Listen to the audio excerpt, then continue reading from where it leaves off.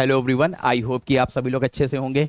आप लोगों को याद होगा कि लास्ट लेक्चर में हमने आपसे बोला था कि हम डायरेक्टिव वर्ड्स की एक सीरीज शुरू कर रहे हैं, जिसके अंदर सबसे पहला डायरेक्टिव वर्ड जो हम लोगों ने कवर किया था वो डिफाइन को कवर किया था। और आप लोगों को याद होगा कि डायरेक्टिव वर्ड्स किसे कहते हैं। चलिए एक बार जल्दी से आप लोगों को फिर से बता देते हैं। और अगर आपने मेरी पहली वीडियो नहीं देखी है तो इस वीडियो के डिस्क्रिप्शन के अंदर उस वीडियो का हम लिंक ड्रॉप कर देंगे। देखिए ये डायरेक्टिव वर्ड्स क्या होते हैं। देखिए जितने भी रिटन में एग्जाम्स होते हैं, चाहे आप स्कूल में दें, ग्रेजुएशन के टाइम पे या कॉम्पिटिटिव एग्जाम्स में, जितने भी रिटन एग्जाम्स होते हैं, जैसे कि कॉम्पिटिटिव एग्जाम्स में मेंस के एग्जाम्स होते हैं जिसमें एक स्टूडेंट को लिखना पड़ता है। तो जब लिखना पड़ता है तो उसके लिए कुछ क्वेश्चन भी पूछा जाता है। तो जब क्वेश्चन पूछा जाता है तो हर क्वेश्चन के अंदर एक डायरेक्टिव वर्ड होता है। आपने देखा होगा कि कॉम्पिटिटिव एग्जाम्स वगैरह के अंदर स्टूडेंट्स को जो सबसे ज्यादा दिक्कत आती है वो लिखने में ही दिक्कत आती है। इस वजह से, क्योंकि हम लोगों को प्रॉपर गाइडेंस ही नहीं मिलती है लिखने के लिए कि क्वेश्चन के अंदर हमें समझ के उसके अंदर आंसर कैसे लिखना है। पता ही नहीं क्वेश्चन में पूछा क्या गया है। जो चीज उस टॉपिक से रिलेटेड पता होती है वही लिख देते हैं उसके अंदर। तो इसलिए यह भी समझना जरूरी है कि क्वेश्चन में पूछा क्या जा रहा है। तो लास्ट लेक्चर में हम लोगों ने जाना था कि अगर क्वेश्चन में पूछा गया है कोई टॉपिक को, जैसे define photosynthesis, define blood, for example define dying declaration या डिफाइन मर्डर, तो उसको कैसे लिखना है।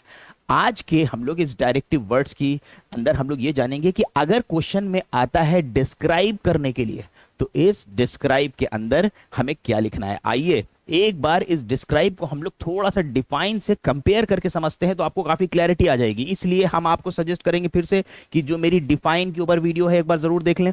तो हम यहां पे लिख लेते हैं, एक हो गया डिफाइन और एक तरफ हम लिख लेते हैं डिस्क्राइब, जो आज के टॉपिक में हम लोग कवर करेंगे। तो आप लोगों को अगर याद होगा कि हमने आपको बताया था कि अगर क्वेश्चन के अंदर पूछा जाता है किसी चीज को डिफाइन करने के लिए, तो डिफाइन के जो रूल्स होते हैं हमने आपको बताया था कि वो बहुत ही स्ट्रिक्ट होते हैं। डिफाइन के जो रूल्स होते हैं वो बहुत ज्यादा स्ट्रिक्ट होते हैं। तो डिफाइन के अंदर अगर किसी टॉपिक को डिफाइन करने के लिए बोल दिया जाता है तो वहां पे हमें अपने वर्ड्स इस्तेमाल नहीं करना है। हमें बचना है अपने वर्ड्स को इस्तेमाल करने से। हमें क्या करना है, जो डेफिनेशन दी गई हो या उसको जिस तरह से डिफाइन किया गया हो हूबहू उसी तरीके से उसको कोट करना है। ये हम लोग लिखते हैं डेफिनेशन के अंदर, यानी जब हमें डिफाइन करने के लिए बोला जाता है। अब देखिए जो डिस्क्राइब है, डिस्क्राइब के जो रूल्स होते हैं ये लेस स्ट्रिक्ट होते हैं, यानी कि ये ज्यादा स्ट्रिक्ट नहीं होते हैं। तो इसका मतलब क्या हो गया कि इसके अंदर आप अपने वर्ड्स ऐड भी कर सकते हो।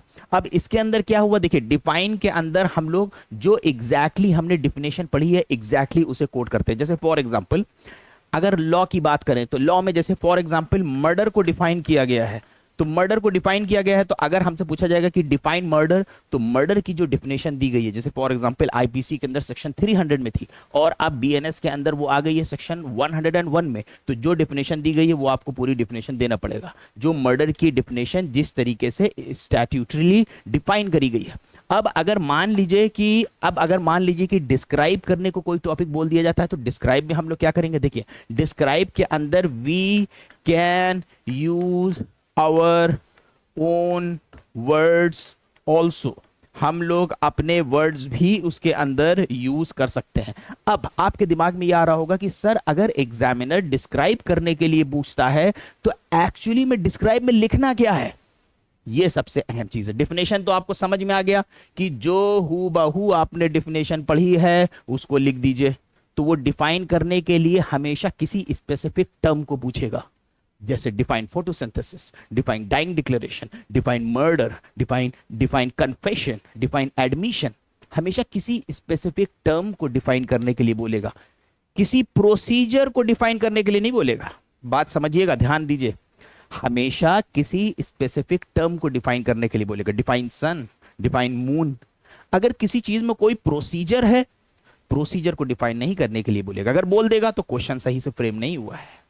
अगर प्रोसीजर को उसे पूछना होगा तो कैसे पूछेगा, तो वहां पे कहेगा डिस्क्राइब द मेथड, या जैसे कि फॉर एग्जांपल क्वेश्चन पूछता है कि describe the procedure of amendment of constitution, constitution को अमेंड करने का प्रोसीजर जो है उसको डिस्क्राइब करो, क्योंकि जो अमेंड करने का प्रोसीजर उसको डिफाइन में तो पूछा ही नहीं जा सकता। अगर उसमें डिफाइन कर देंगे तो क्वेश्चन ही गलत हो गया। कोई स्पेसिफिक चीज थोड़ी जिसको हम डिफाइन करेंगे, हम तो उसके अंदर प्रोसीजर बताएंगे, तो जाहिर सी बात है हम अपने वर्ड्स भी डालेंगे। बस मेन चीज क्या बताना है, स्टेप बाय स्टेप हमें प्रोसीजर बताना है।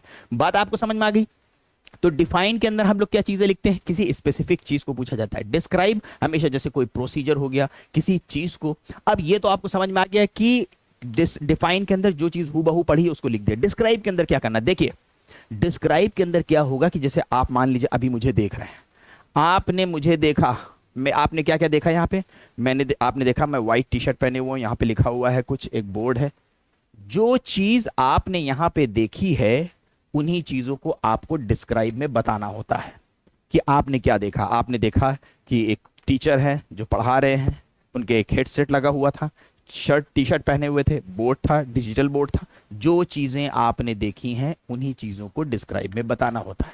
अब यहां पे गौर करिएगा, अब यहां पे जो चीज आपने देखी है आप उन्हीं की चीजों को आप लिखोगे अपने आंसर में, लेकिन आप ये बताओगे कि सर के पढ़ाने का मकसद क्या है। आपसे मकसद नहीं पूछा जा रहा है इसके अंदर, सर के पढ़ाने का ऑब्जेक्ट क्या है, क्या रीजन हो सकता है, सर के पढ़ाने में कुछ कमियां लग रही हैं मुझे, इनका जो पढ़ाने का तरीका है इसमें ये कमियां हैं।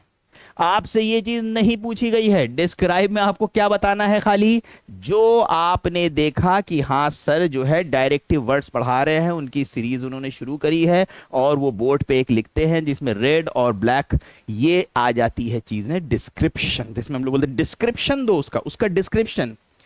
वो हमसे ये नहीं बोल रहे हैं कि इस चीज को क्रिटिसाइज करो, डिस्क्रिप्शन में नहीं आएगा, डिस्क्राइब नहीं आएगा। अगर आपने क्रिटिसाइज करना शुरू कर दिया, रीजन बताना शुरू कर दिया, ऑब्जेक्ट बताना शुरू कर दिया, तो ये क्या हो जाएगा, ये चला जाएगा एक्सप्लेनेशन में, ये चला जाएगा एक्सप्लेनेशन के अंदर। समझ में आ गया आपको? ये चीज चली आएगी एक्सप्लेनेशन में। एक्सप्लेनेशन को भी हम लोग आगे चल के समझेंगे कि एक्सप्लेनेशन पूछा गया है तो हमें क्या लिखना है। तो हमें क्या पता चला कि अगर हमसे पूछा गया है डिस्क्राइब करने के लिए, तो जो चीज हमसे ये नहीं पूछा गया है, हमने जो देखा है वॉट इट इज, वो चीज क्या है, what it is, how it works, वो चीज क्या है, कैसे काम करती है। तो यानी कोई टॉपिक के अंदर उसके एसेंशियल्स, उसका नेचर, उसके एसेंशियल इंग्रेडिएंट्स, उसका स्कोप, ये चीजें आ जाएंगी। तो आंसर लिखने के लिए क्या क्या चीजें आ गई, जैसे जो डेफिनेशन वाला पार्ट है आप अपनी लैंग्वेज के साथ लिख सकते हो। डेफिनेशन हो गया, एसेंशियल्स हो गए, नेचर हो गया, टाइप्स हो गए, मेथड हो गया, या मान लीजिए कोई प्रोसीजर बताया गया है उसका, वो हो गया, ठीक है। इसके साथ साथ स्कोप हो गया। ये सारी चीजें आप लिखेंगे डिस्क्राइब के अंदर।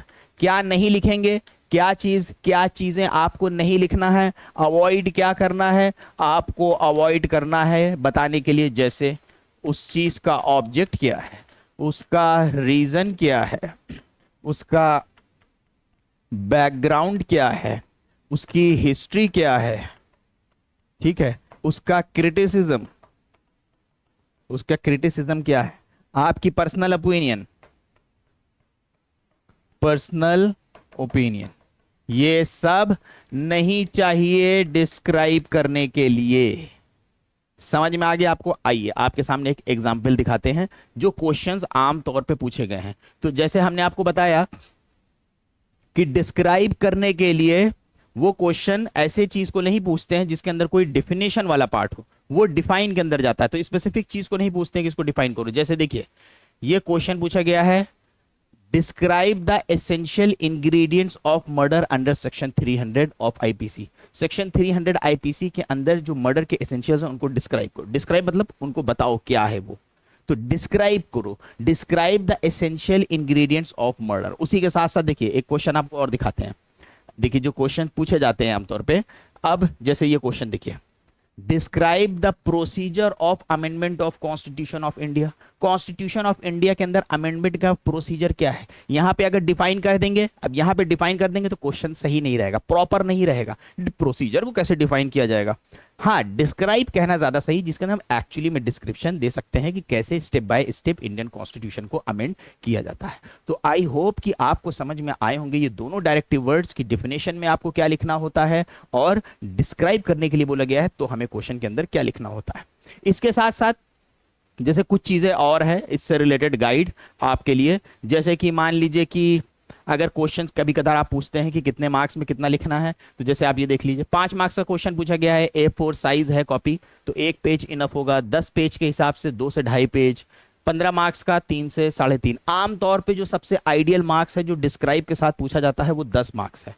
समझ में आ गया? तो आई होप कि आपको काफी क्लैरिटी आई होगी। आज के लेक्चर में बस इतना ही, फिर भी हम लोग नेक्स्ट टाइम मिलेंगे कोई नेक्स्ट डायरेक्टिव वर्ड के साथ। अब हमारा इंग्लिश का कोर्स ऑलरेडी चल रहा है जिसके अंदर हम लोग इंग्लिश ग्रामर सिखा रहे हैं, आंसर राइटिंग सिखा रहे हैं, और बेसिक इंग्लिश सिखा रहे हैं कि किस तरीके से एक स्टूडेंट अच्छे आंसर लिख पाए।